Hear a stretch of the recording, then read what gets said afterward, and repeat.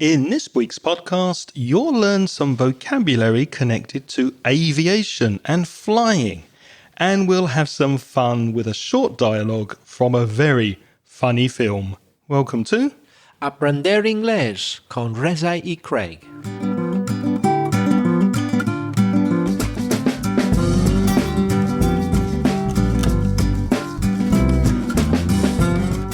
Hello, and if you're a new listener to the podcast, you're very, very welcome. And if you've listened before, welcome back. With over 50 years of teaching between us, Reza and I are going to help you improve your English and take it up to the next level. How are you doing, Reza? I'm fine, Craig. I'm raring to go. I'm keen.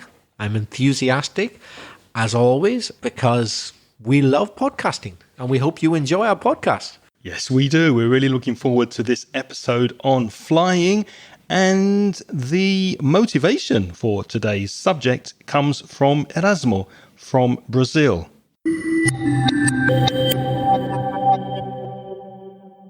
Hello, Craig. Hello, Reza. It is always a pleasure to get in contact with you.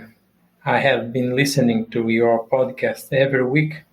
They have been helping me to improve my English skills. I think you should notice my pronunciation and vocabulary are getting better.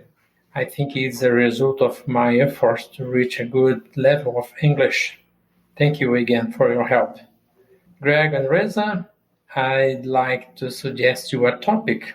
What if you prepare a podcast to talk about aviation vocabulary? Use it for pilots, air traffic controllers, and ground staff. It will be great to hear from Craig as a captain and Reza as an air traffic controller. Won't it? Have a funny podcast? Thank you. Bye.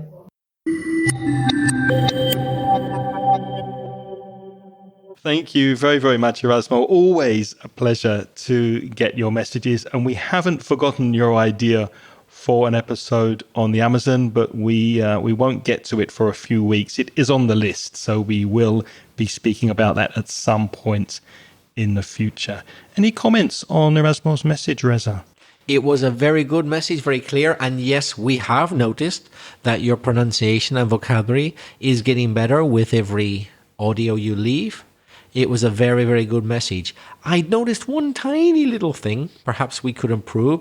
You said that your words were suggest you a topic, but it would be better to say suggest a topic for you or to you. But that's just a very minor thing. Apart from that, I couldn't hear anything that I would change at all. It was really clear. Just one thing. Did you notice, Erasmo, you said podcast? You put like a little E sound in the middle there. Do you know you're doing that? It's just two syllables, podcast. You said podcast. It's make me think of that Portuguese word for football. You say futebol, don't you? Football, futebol. Reminded me of that. Well, in English, two syllables, football, and two syllables, podcast.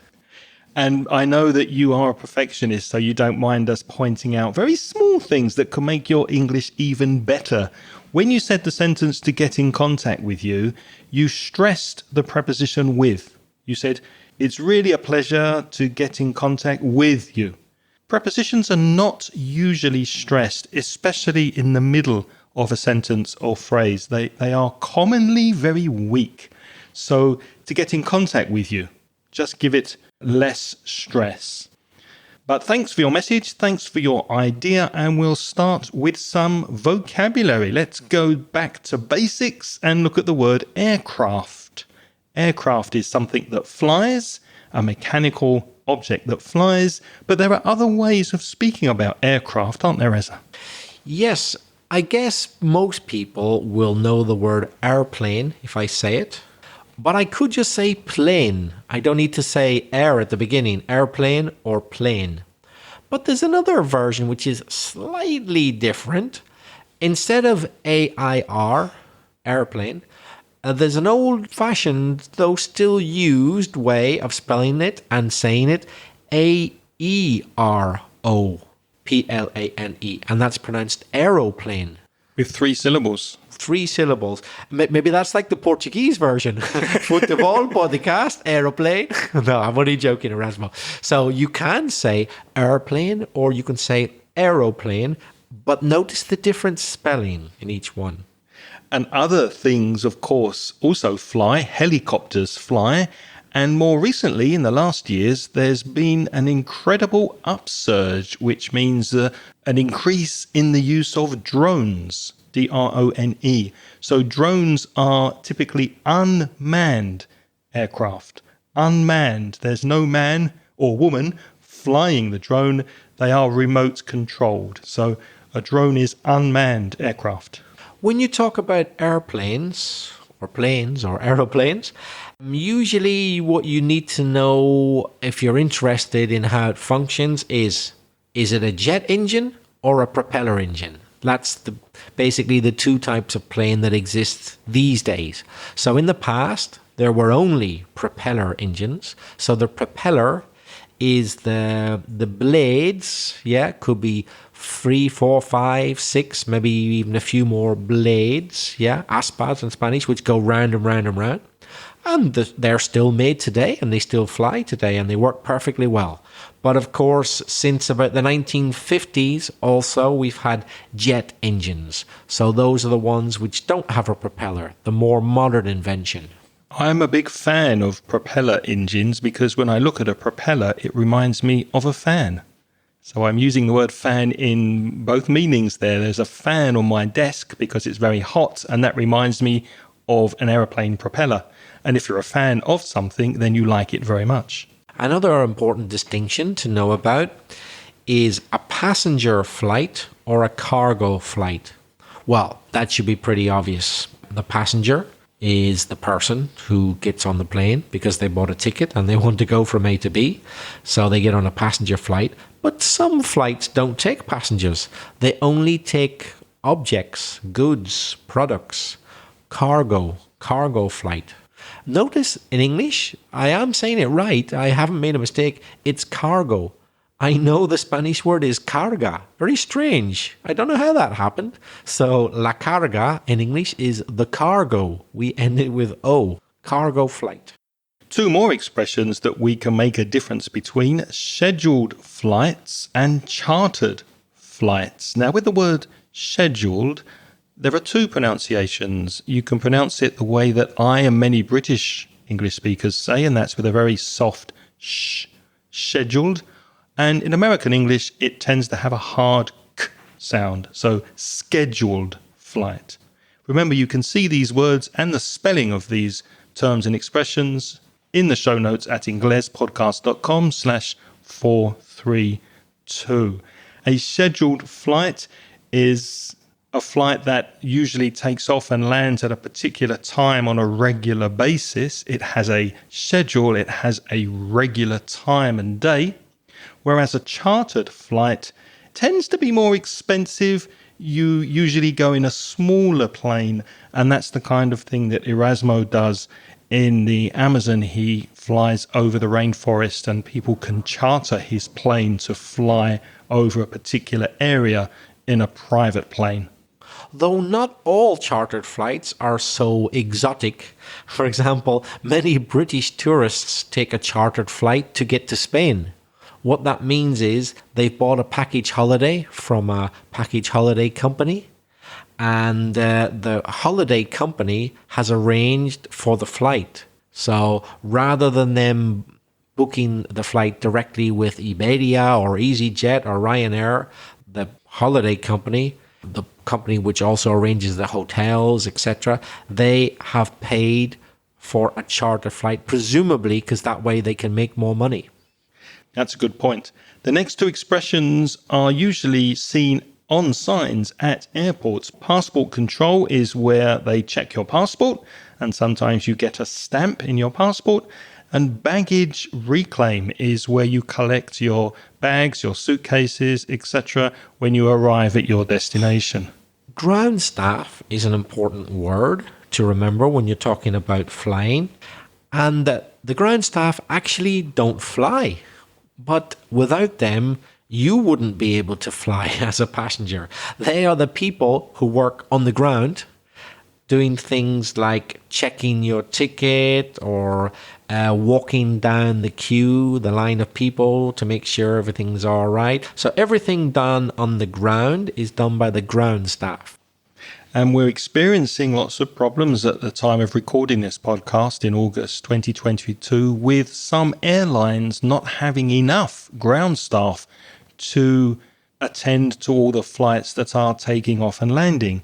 Now, we're told it's because of COVID, perhaps, but I'd be interested to hear from anybody who works for a major airline company. Maybe you could get in touch and tell us what kind of problems you're having and why you think it's become so much of a problem with flight cancellations, delays. There seem to be a lot of problems this summer with ground staff availability and employing enough ground staff to cater for the flights.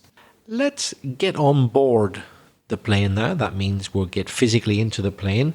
The first thing you notice, of course, when you get into a normal commercial aircraft is that there's a space in the middle.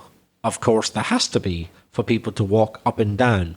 Well, that space, that little big long line in the middle where you walk up and down, that's called the aisle, which is spelt A-I-S-L-E, but it's pronounced aisle. And in fact, you may even hear that word before you get on the plane because the ground staff might ask you, where would you like to sit, sir or madam? Would you like a window seat, a middle or center seat, or an aisle seat? I don't think they ask you anymore. I think that was years ago. Years ago, yeah. Now you go online and you choose an aisle seat or you choose a window seat these days. Yeah, it's very unlikely, isn't it? Yeah, on old films you might see it. But you do see aisles in churches as well, the space in the middle of the seats, and in supermarkets, a supermarket aisle as well.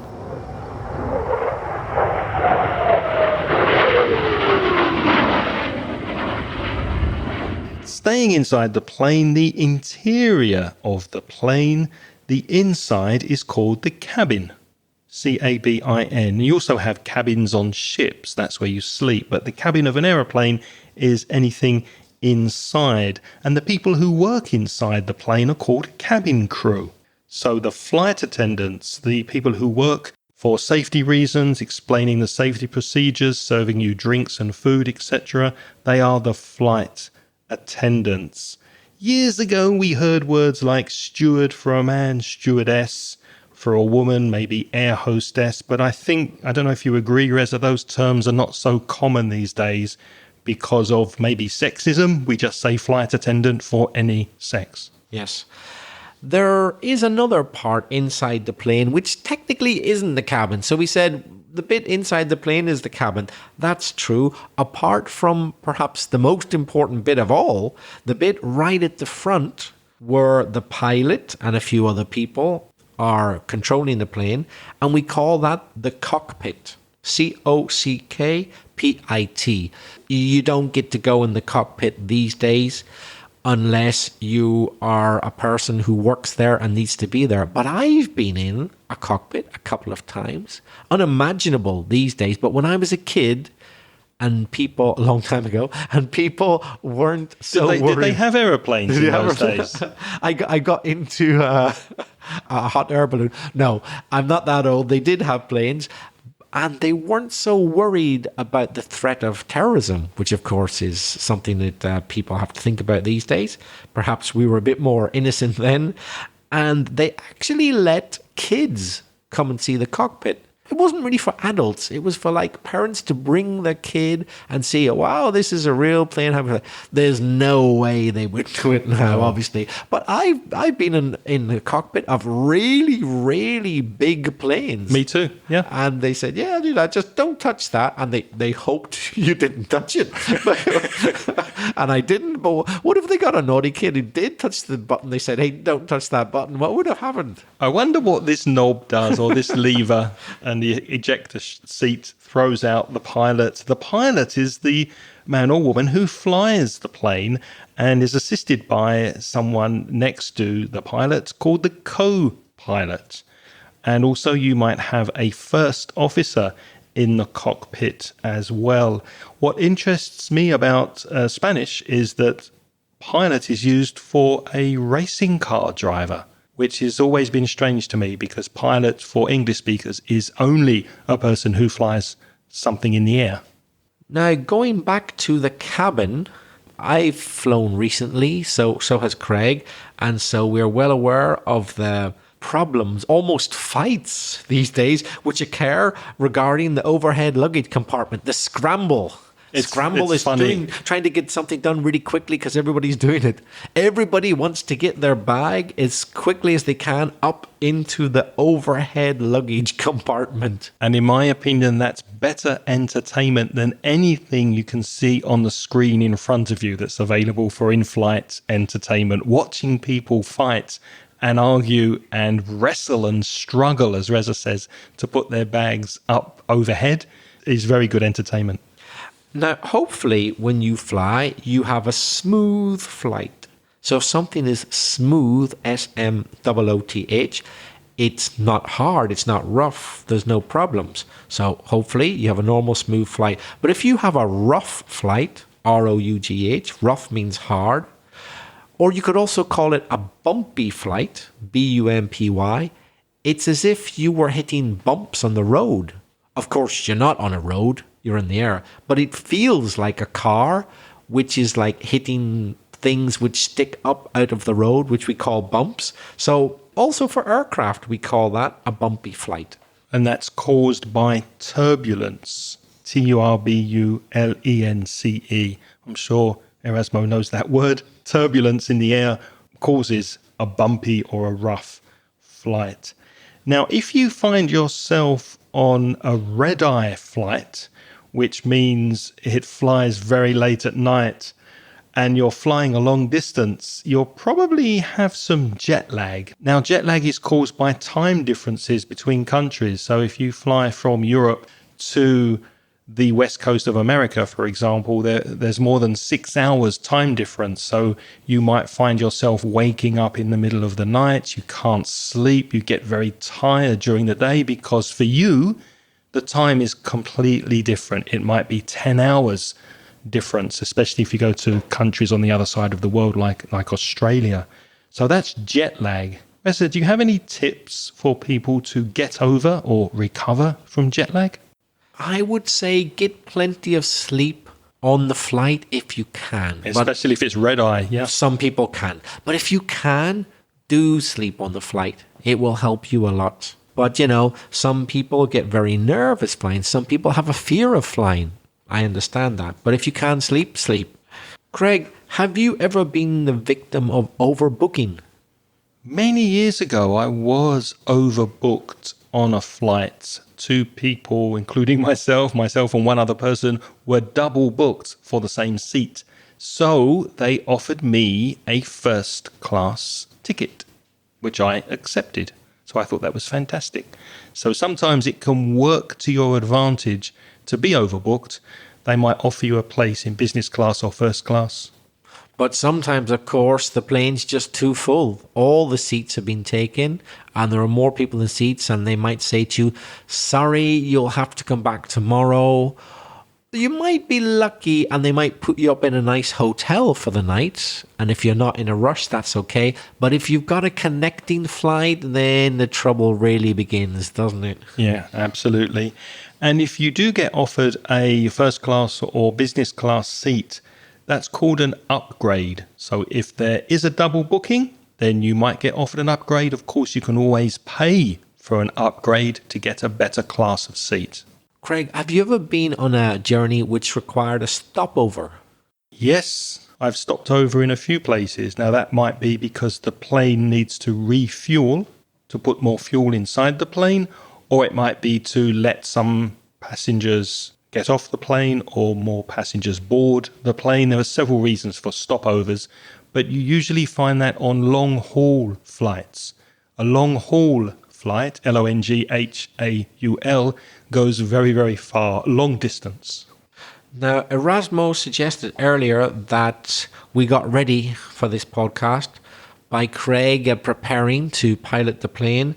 And he said that I should take on the role of air traffic controller. So I need to go to the control tower. That's where the ATC works. So the letters ATC are the abbreviation of air traffic control or air traffic controller, if it's a person. Just as important as the people in the cockpit, because the pilot can't go anywhere until the control tower and the air traffic controllers there have given him or her permission to go and when, and tell them about their route and any modifications they need to make. Yep, they are definitely in control. And ATC, air traffic control, is an abbreviation. Another abbreviation is ETA. If you say to somebody, or somebody says to you, what's your ETA tomorrow? That means your estimated time of arrival. You might also see that in an email. I'm happy to pick you up or collect you at the airport. What's your ETA tomorrow afternoon? Your estimated time of arrival. What's the opposite, Reza? Well, you could possibly guess, listeners, it's ETD, and D stands for departure. So estimated time of departure, ETD. Another important word to know is hub, H-U-B. The hub is the center of something. The hub on your car wheels is the center of the wheel hub. But the hub for air travel is the busiest airport or the busiest place where aeroplanes land and take off. Now, I checked on the internet before and the results really surprised me. Reza, in 2021, by passenger numbers, not cargo, passenger numbers, can you name me one of the 3 busiest hubs in the world? So we're looking for cities here. Passenger numbers, not cargo. Correct. Passenger numbers, world's busiest hub, or busiest top 3 hubs in the world. I wonder if Erasmo knows this. Give me a couple of guesses. Would one of them be Newark? No, but you're in the right country. Chicago? Close, but no cigar. One more guess. Not Newark, not Chicago. JFK? No, it used to be Boston many years ago, but it seems to have changed. The busiest hub in the world for passenger aircraft is Atlanta, Georgia. That's a big one. I knew it was a big one. That surprised me. I wouldn't have guessed that in a million years. Second busiest, Dallas, Texas. And third, Denver, Colorado. Oh, I'm surprised at Denver. And you might be surprised to know I was that Madrid and London are not even in the top 50. I'm surprised about London, but not Madrid. I've never considered Madrid very, very busy, but London not. That does surprise. I would have thought Heathrow, of all the London airports. That surprises me. Have you got anyone? Is Frankfurt another one? I think Frankfurt was on the list, although I can't remember where. But I know that's a popular airport. It is a hub, isn't it? Frankfurt's a hub. Yeah, I know they get a lot more traffic than Berlin, for example. Mm-hmm. And Germany's an important destination, obviously. Just before we leave the vocabulary for a minute, there are 2 things which you need to know, as anybody who's ever taken a flight knows. In the safety demonstration, which is the bit at the beginning of your flight, which may be happening as the plane is taxiing. To taxi means not to get a taxi, doesn't mean that. To taxi is what a plane does before it leaves the ground, before it takes off. When it's moving around on the ground, getting ready to take off, so it's moving from one part of the airport to the other to get to the place where it's going to start to go up into there. When they taxi, that's generally when you hear the safety demonstration. And of course they say, fasten your seatbelt. Yeah, so the seatbelt, the thing you put around your body to make sure that you don't fall out of the plane if there's an accident. To fasten, F-A-S-T-E-N, it's nothing to do with going fast. To fasten is to make something secure, safe, it won't move. So you fasten your seatbelt, make sure it won't move. And the other thing is, of course, they say, in the event of an emergency, you may hear the words brace, brace. They always say it twice. Brace, brace. So to brace yourself is to get ready for something for the that's going to happen.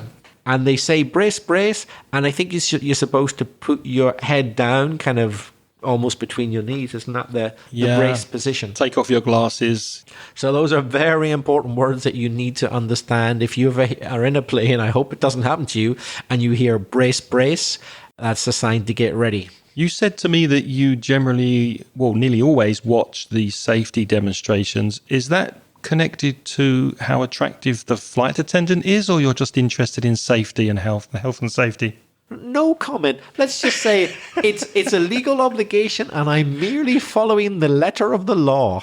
I'm sure. I'm sure. You know, by the way, it is a legal obligation I know. to watch. And I occasionally, perhaps 3 times in my life, something like that, I have seen a flight attendant tell people off for not paying attention. Have you ever seen it? I've seen them stop and say, "Hey, you. Yes, you, sir. Could you please pay attention?" I've seen it. I have seen them tell people off, actually. Interesting.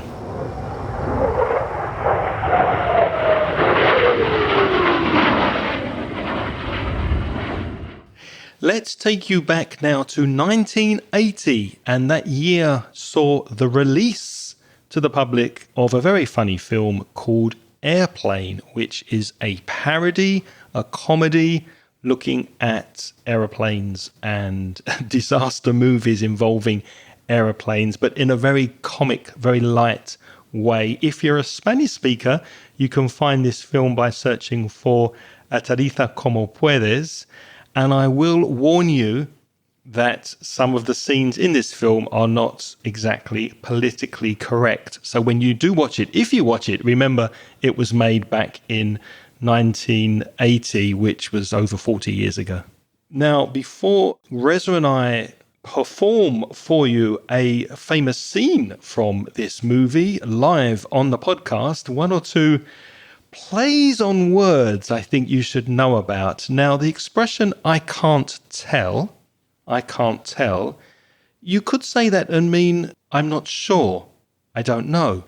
Or I can't tell you, I can't speak to you. So that expression has 2 meanings, and that's what makes one particular line in this dialogue funny. And you also hear the expression, what is it? Which could mean what's the matter or what's wrong. If you say what is it, you could be asking what something actually is, or you could also be asking what the problem is or what's wrong. So it's important to know those plays on words before you actually hear the dialogue. So where does this scene actually take place, Reza? Can you set the scene? Have you seen this part of the film? Do you remember it? Yeah. It's a film I've seen several times. Yeah. I still think it's a good film, although it's true, it has some politically incorrect moments, but it's a very funny film. So the scene takes place in an airplane, so they're up in the air, and some of the passengers have become sick because of the onboard meals. There's a good expression, on board. Yeah, it happens on the plane, on board. And in this dialogue, Craig is a doctor who's being consulted because a lot of people are becoming sick, and I'm the pilot. This woman has to be taken to a hospital. A hospital? What is it? It's a big building with patients, but that's not important right now. How soon can you land? I can't tell. You can tell me, I'm a doctor. No, I mean, I'm just not sure. Can you take a guess? Well, not for another 2 hours.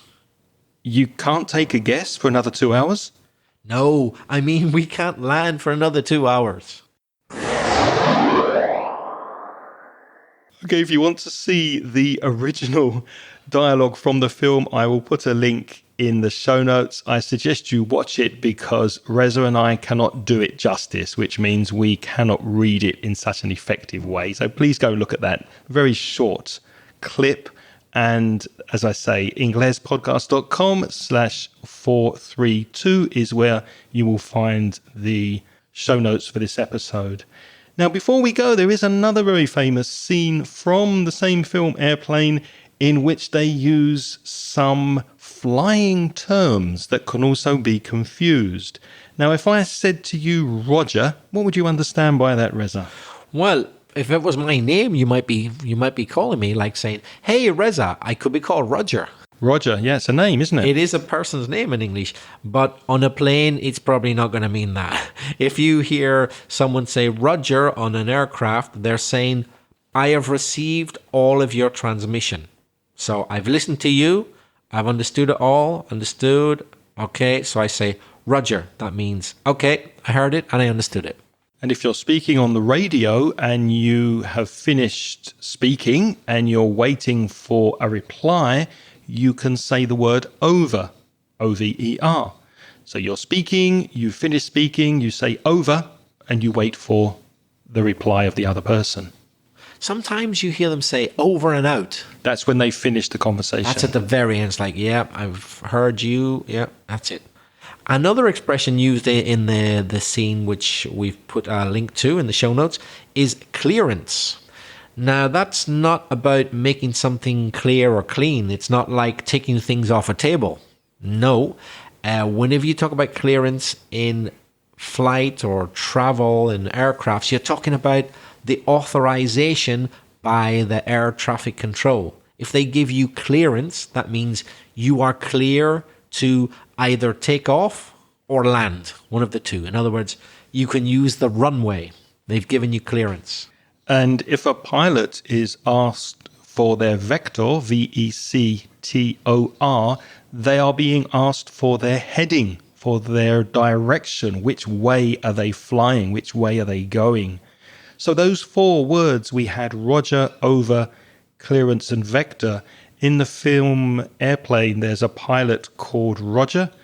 There's a co-pilot called Captain Over, because Over is the surname.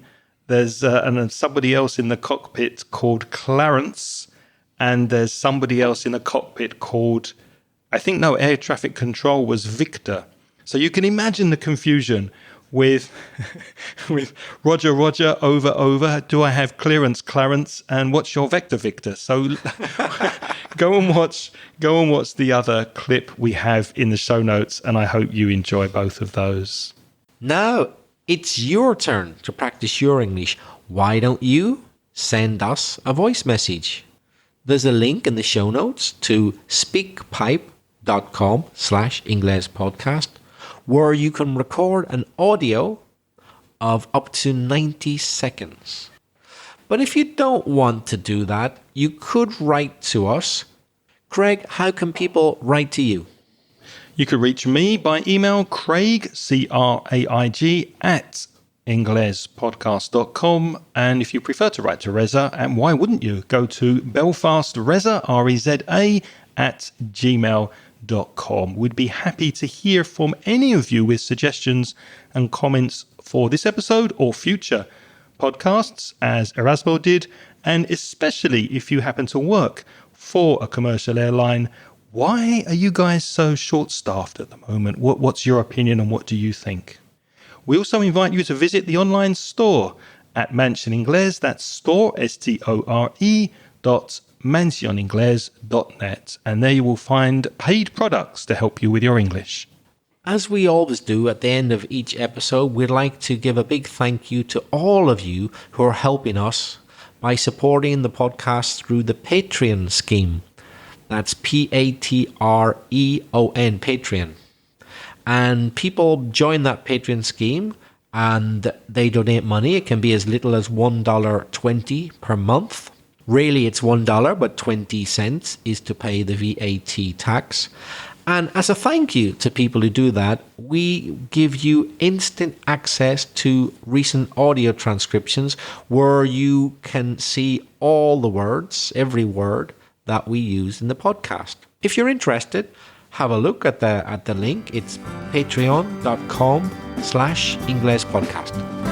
And unfortunately, we don't have time to mention everybody who is supporting us on Patreon, but we would like to say thank you to our new supporters who have recently joined us, and they are Manuel Prado, Edgar Velandia, Alberto Valverde Conde, Olga Fernandez, Fernando del Cerro, Melissa A. Daorta, and Jordi Antolin Tarraga. Special thanks to Ana Criado, who is donating more than the $1 minimum. Thank you so much, Anna, and to everybody who is supporting us via our Patreon scheme. Reza, what's next week? Next week we've got things our mum and dad used to say. That's going to take me back a few years. I'm looking forward to recording that with you. Thank you so much for listening this week. It's been an absolute pleasure to be back on the mic again with Reza. And until next time, it's over and out from Reza. And it's over and out from Craig. The music in this podcast is by Pitts. The track is called See You Later.